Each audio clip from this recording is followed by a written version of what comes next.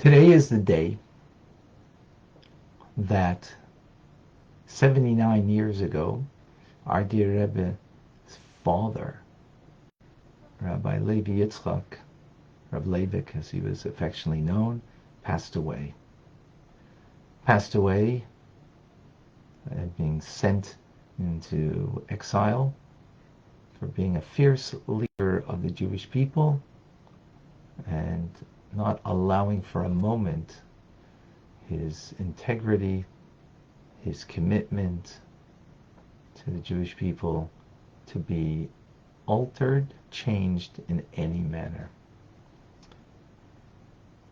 And so he passed away Chofav in 1944, and Rebbe did not see his father, I don't think, since 1927, if I recall correctly.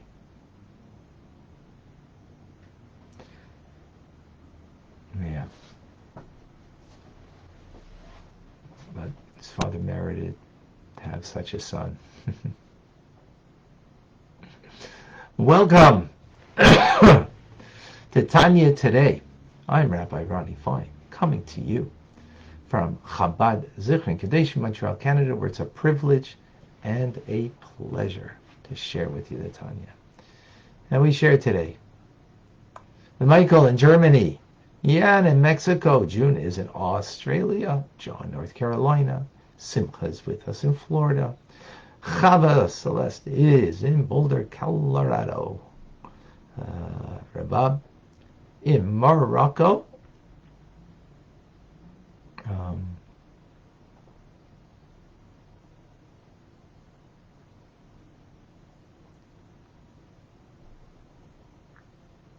and who else we have? We have Liba, Davida in New York. Erica is joining us in Norway. Tomer is in, not certain, but welcome. We have Zara in Malaysia. We have Renee in New Mexico. Okay, someone new. Thank you for joining. Rena in Colorado. Been with us for a long time. Likewise, most of you, not all of you. Julie in Pennsylvania. Diane in Arizona. Dana in Washington. We have in South Africa, Amanda. All right. Someone new. Greg in Thailand. Also, I think new. All right. Karen is in Springfield, Pennsylvania, if I'm not mistaken. James. Clem in Brisbane, Australia. We have with us, we have, who else? Leah is in Florida. Cindy is also in Florida. We have Eugene in Calgary. We have Moshe in California. Daphne is having a marvelous Monday in South Carolina. Sandy in Michigan. Mark in Santa Rosa, California. And Idaho, we have Holly with us. Did I miss anybody? We have Celeste. We have Deborah, Marcy, Michael, Winston.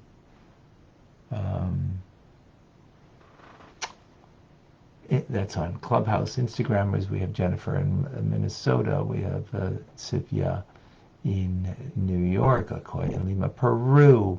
Rachel, South Carolina. Yentitella, Benton, New York. Yidisha Medela is with us, also in New York. Noah, beautiful. Beautiful.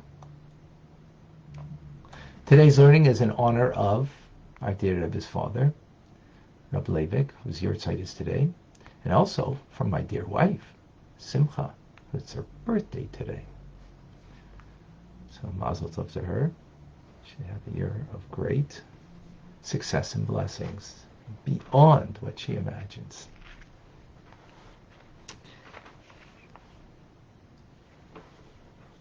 There are two types of love.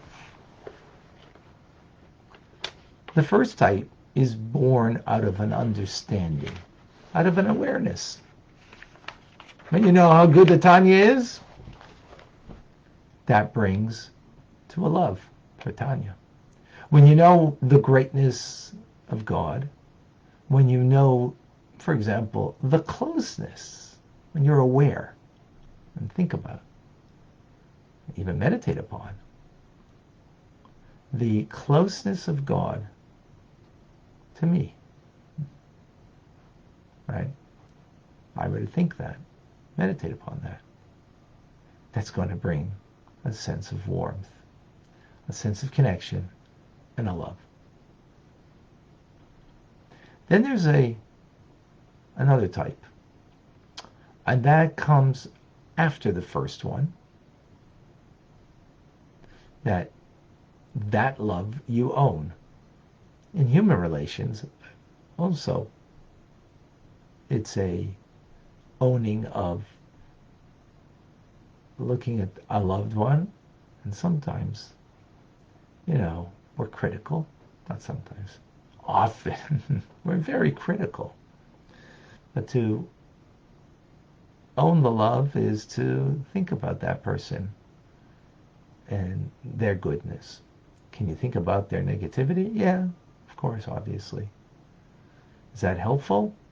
Yeah, if you want to be angry person.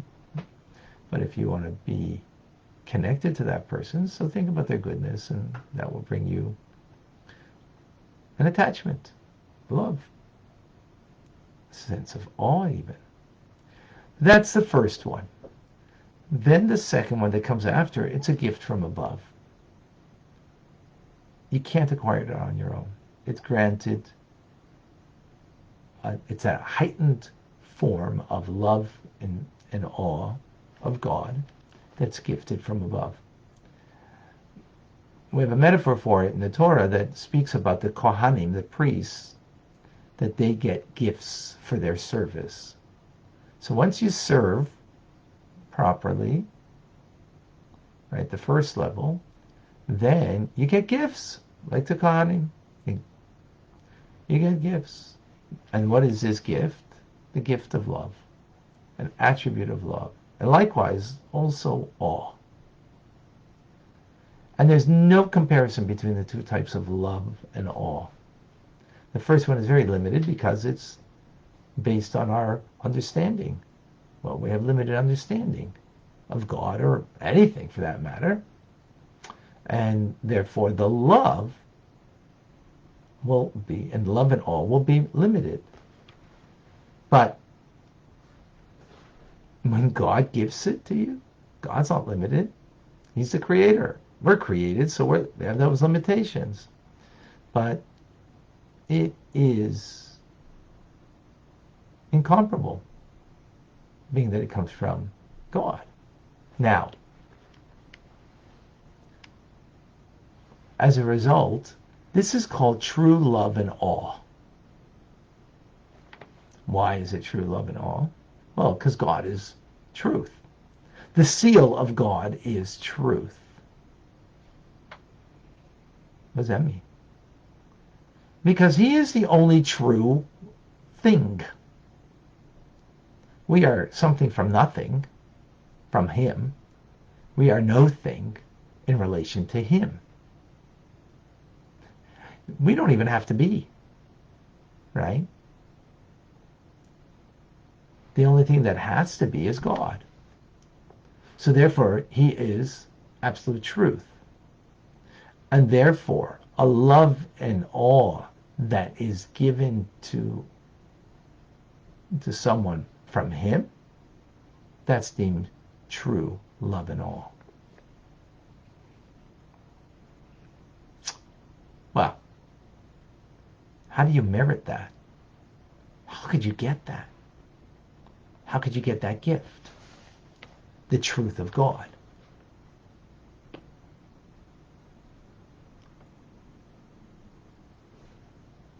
By arousing compassion from God.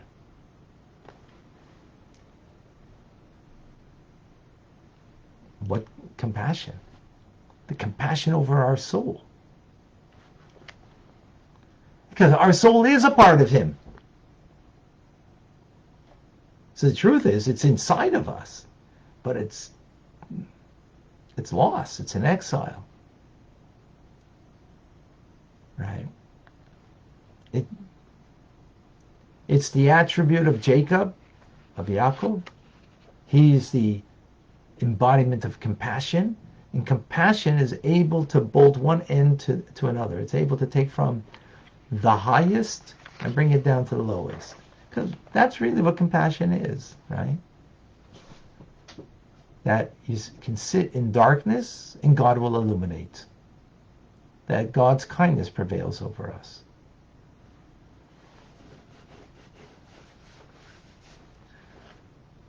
So, compassion over that part of God that we have in us, that is in darkness, that God can prevail over it and reveal it and share it with us. Yes, it is within us, but that we live with it, it's a different story. Right? We naturally live with our, the animal soul and the self-directed desires of the animal soul. But so this compassion that we have in ourselves, on the soul that is, also has to be done in truth in order to get the truth of God, meaning the truth of my soul, which is the truth of the incomparable form of love and awe that the soul has. So how can, does a human being that's limited do something in truth that will arouse the true compassion of God, which the truth of God, that therefore would be shared with us? So that is when we practice being charitable. Because charity, giving to someone who doesn't have, that's compassion. Someone who doesn't have, and you give. You revive the spirits of someone who's in a low place. That's charity. When we do that, we elicit from on high, that we arouse God, who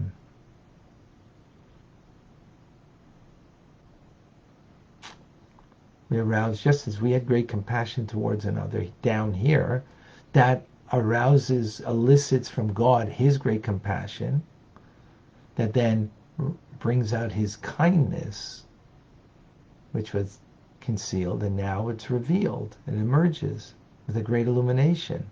What's that illumination? The truth of God, which is that incomparable form of love and awe of God that then the soul can experience, that we can have in our lives. This then, says the Alter Rebbe in the conclusion of the sixth letter, is the meaning of sowing that we say every day in prayers. Matzmiach, Zarei Tzedakos, that we sow charity. What does it mean to sow? Sow means you take a seed, you put it into the ground. Right? It's hidden. That seed is powerful, though. It's something hidden, though.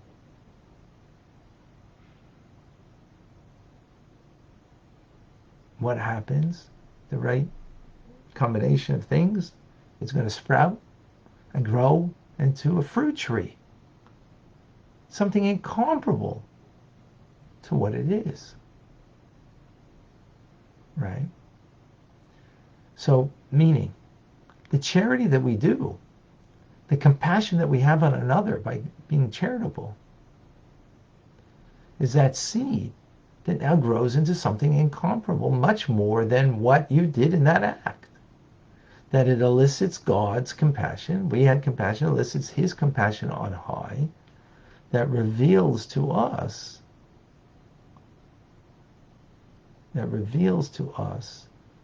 a love and awe that is the truth of God, his truth, which is, of course, embedded in my soul, but that's God's truth that is a gift to us, that we can actually live with that soul and that truth and that love and awe of God.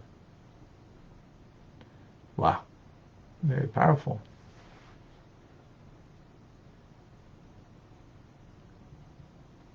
This is especially true, says the Alter Rebbe, when the charity is towards the Holy Land. Holy Land being the expression of truth of God in this physical plane. And this is what the verse says in Tehillim and Psalms: truth shall sprout forth from the land. The land means the physical land of Israel below, which reflects the land above. Land is the lowest point. So land refers to the 10th and final divine attribute, Malchus.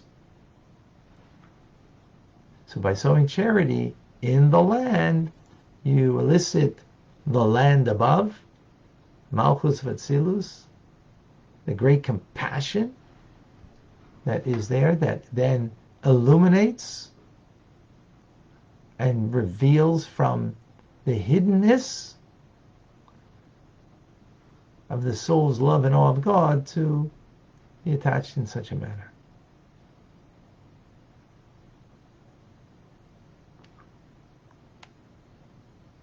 Very powerful. So that's the power of giving tzedakah. Like, it seems like such a simple act. You know, the mindfulness that we have with that simple act, or the awareness at least, that we have that simple act, and what that produces is phenomenal.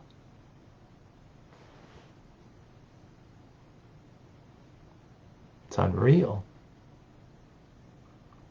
Now, of course, this comes after the first level of love, as we need from time to time, suggest at least, that we just think about God and the closeness to us. Very often we think that God is distant, you know, but it's not the truth. If we really took a moment to think about the things that we have in our lives, the things that we have internally in our lives of us, and that I have a life of meaning. So I have things that could be physical possessions. I have a home, right?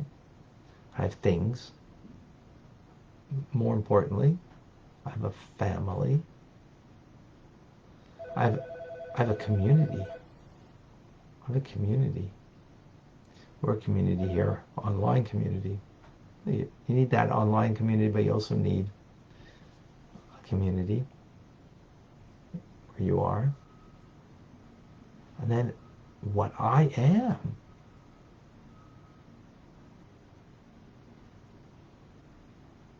And that God himself is the cause of all of that.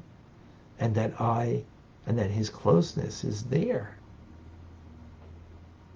When you think about his immanence and transcendence at the same time. So that's the first thing. And then from there we can get a gift.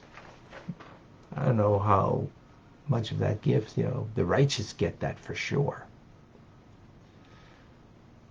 I think we might have moments that we're gifted something far and above what our pay grade and what we put in. But yes, we do get. Absolutely.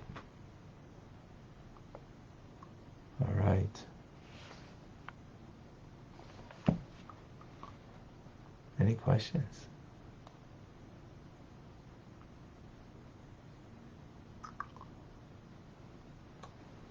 I don't see.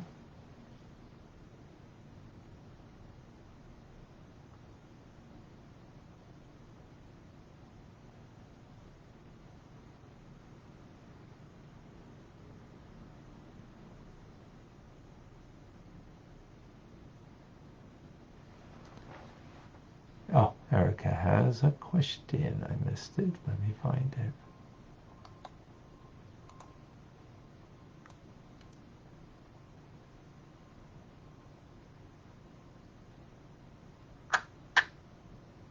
Does the patriarch Abraham help us to sow the seeds?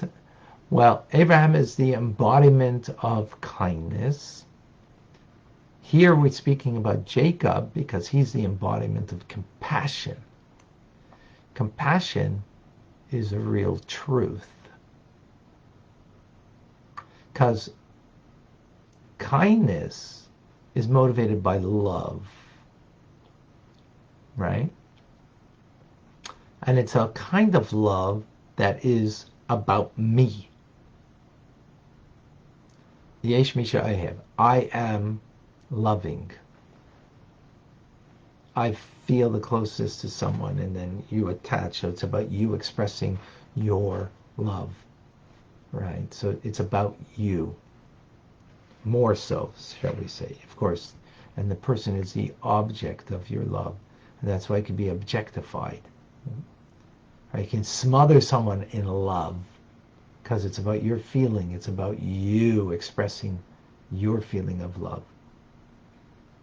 So truth is compassion. So compassion takes into consideration the person and their situation. And even though they're not something coming to them, but out of compassion you give. So it's not about you as much about the other. That's a greater truth. And therefore that's why Jacob is the embodiment of compassion, which is the attribute of truth.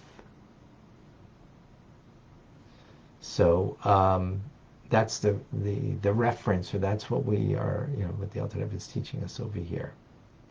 And then that compassion here means that we have compassion over that part in me that is the truth of God, that is a part of God, right? Now to have compassion, that's thinking about your soul, and that can be in a place of darkness.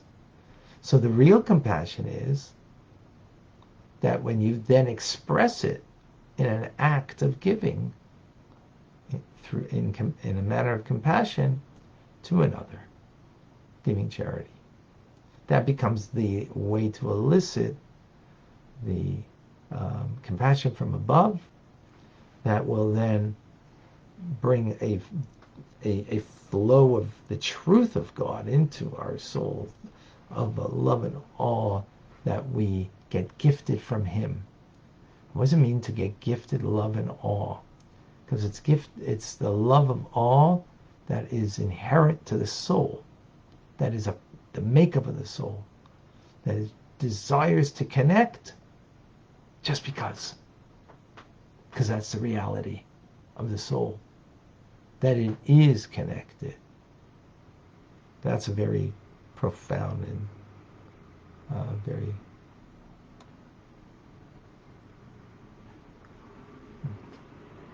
Davida. I was told that Yaakov had compassion because he was embodiment of Abraham's chesed and Yitzchak's gvura. Is that, well, because compassion is a mixture of chesed and gvura. Yeah. Compassion is a mixture of kindness and judgment. Kindness is that you're doing a kindness because you choose to do a kindness, because you're kind, right? Period. Judgment is So there's no judgment there. You're just doing kindness. Judgment means, are you deserving of getting, of receiving? So you're only going to give if you deserve. Kindness doesn't say whether you're deserving or not. You're giving because you're a giver. Compassion says, well, this person isn't justifiably deserving. Out of compassion, though, you give. Because if they're justifiably deserving, so then they're getting out of justice. Like, you pay your worker, not out of your kindness. Because it's, that's justice. Yes, so that's, thank you, Davida. Okay, Bella Tsivia has a question.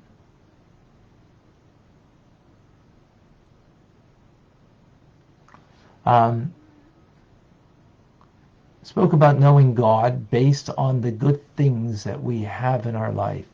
But what should a person think about when they encounters many difficult challenges in their life? Well, at that point, don't start with that.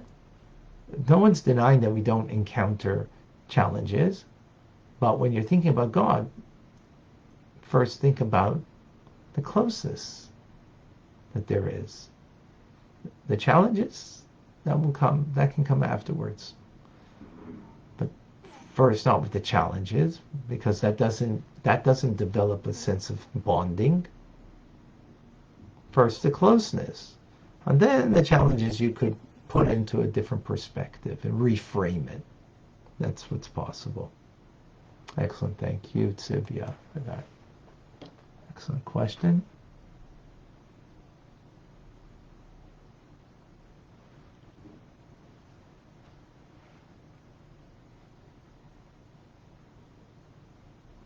All right.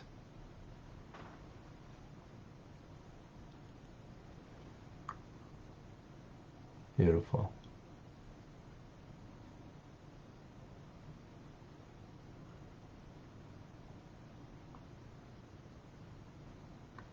All right.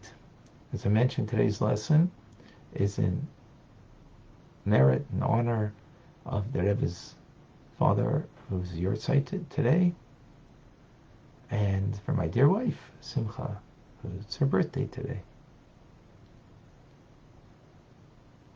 And may she have a year of success and blessings. I'm Rabbi Ronnie Fine, coming to you for Chabad.Chabad, Montreal, Canada. Ronnie. Oh, okay. Can I ask you a quick question? Oh, go ahead. Yes, I invited you, then you didn't come on. Go ahead, please do. Sorry. Not a problem. So I read Tanya for the first time. Whatever a book. I've heard there's other versions, there's varieties of it, but whatever I read was, very awakening. I guess in terms of like God consciousness. Right. And so I was wondering, what does the Tanya tell us about mental health and anger management? Anger management, it tells us a lot. We're going to learn soon about that.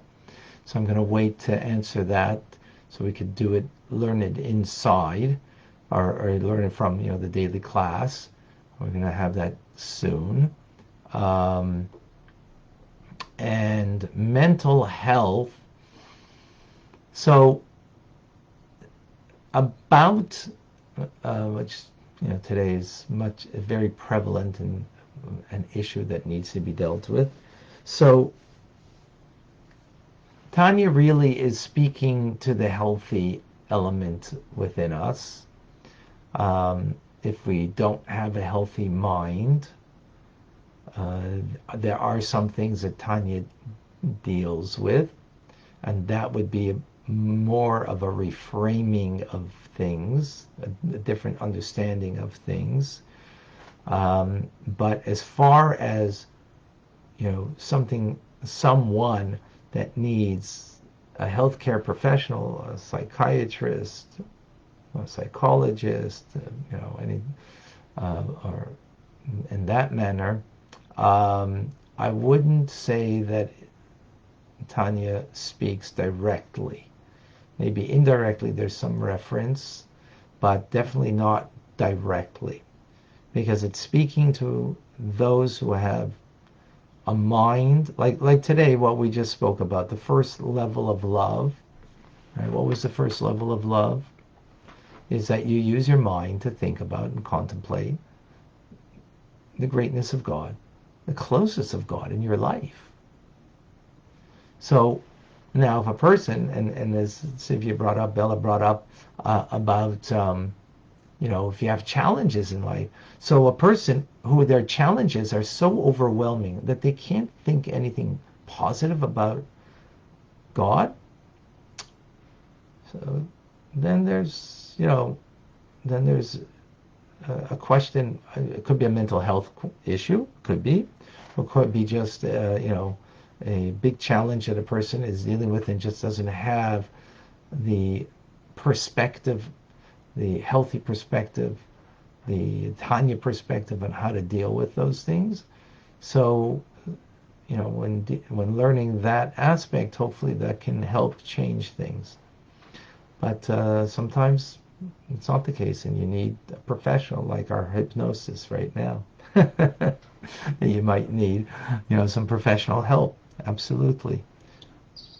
Well, I guess, if you were to listen to Tanya as an audiobook, in my opinion, it's essentially a hypnosis. And the maxim in neurolinguistic reprogramming or programming is that all communication is hypnosis. And so, when you come on here, I think a lot of people enjoy listening to you because you put people into the state of hypnosis, which is a relaxed state. And so the challenge for, I think, a lot of people is, how do I create a very deeply relaxed state of mind? And for me, Tanya as a book of wisdom is a great place to create that, deep relaxation, psychology and feeling and state of mind, if it's a brain wave. But I've heard somebody on here talk about how movie theaters work and what it does to your brain. But it's really every screen nowadays that does the same thing to your brain as a movie theater or a television does. Right. So it's a choice of content. And so that's why I say, I thank you for what you do, because, if we were to compare with your rooms to 99% of all the other rooms on Clubhouse, there's a striking difference. And, it's in terms of, I think, A, the material, and then B, how you feel or your state of mind when listening to it. So thank you, and Rabbono Shel Olam. Thank you. Wow, that was beautiful. So it's, to add to what you just shared, which was very, very beautiful, and thank you, is when I'm so-called teaching this, really what I'm doing is I'm learning it and trying to live through it, so to speak. Live it, as much as possible. But in other words, that to sense the authenticity of it, the realness, the depth of meaning, and by doing that, I understand what you're saying, that becomes hypnotic, because it's touching then, as hypnotism touches beyond awareness, it touches a deeper core of the person. So likewise, even these teachings, of course, that we need to understand them, they have to be logical, reasonable, and understanding. But at the same time, there's something much more deeper. And thank you, for your words and your poetry show of the hypnotic state, and I think that's what touches in a deeper place in us. And that's actually, in a sense, what we're speaking about over here, as the first kind of love comes from an awareness, and the second is gifted from above. And maybe we could put it into the terms over here that it becomes something hypnotic, in the sense that it touches such a deep chord that it becomes an authentic truth that we sense and we live with beyond even the class. Wow. Thank you. That was amazing. Glad we got that in. All right. So, go ahead. Rabbi, can I just ask you one more question? I mean, sure. You do it. I mean, not your shit, but your brand or your materials, Tanya. My question is, I mean, like, if you study Shulchan Aruch or Sefer HaAgadah or Mishnah or Talmud, I mean, you can take excerpts from any of this Jewish wisdom and essentially create, a hypnosis document of what might be considered the most valuable psychological therapeutic information, and then create a hypnosis or an audiobook of that information specifically. Or you can chop up Psalms or Ecclesiastes or any parts of the Bible as well. So that's what I like to do. And I create audiobooks all the time. I try to read every day, and I love what you do. I mean, to live Tanya, to live Torah, and utilize the information as a codex or programming, and absorb it, and you don't have to. There's no such thing as perfect knowledge, but it's a daily renewal, and if you start young, I think there's that saying, remember your creator in the days of your youth, or right. It's, I don't know. Anyways, God bless you, and I thank you so much. I hope we'll be in touch. Reach out to me, or I'll reach out to you, and we can have further conversation. Okay? Because I appreciate what you're saying, and be able to take it to the next level. Absolutely. Absolutely. Okay, for sure. Right. I'll talk to you soon. Take care. God bless. Okay, thank you. All right, folks. We're going to continue tomorrow. But just to let you know that every Sunday night at 6:30 there's a Torah class. Yesterday we spoke about the eternity of Jerusalem. Why is it the eternal city? Why is it so unique and special? And we spoke about that. And every morning we have, before this class, 8:30, 8:40 in the morning, we have a Chumash, right, the Parsha class with Rashi, learning it with Rashi every morning. It's not done on Clubhouse, it's done only on Zoom and on Facebook, because we do it with the text. So I don't know if Clubhouse would work that so well for that. But maybe that's something to think about. Maybe Marcy, you can also help me with that. You're pretty good at these things. Anyways, that's it for today. I'm Rabbi Ronnie Fine, coming to you from Chabad.Chabad in Montreal, Canada, where it's a privilege and a pleasure to share with you the Tanya. Have an amazing, great day. Thank you for joining. All the best.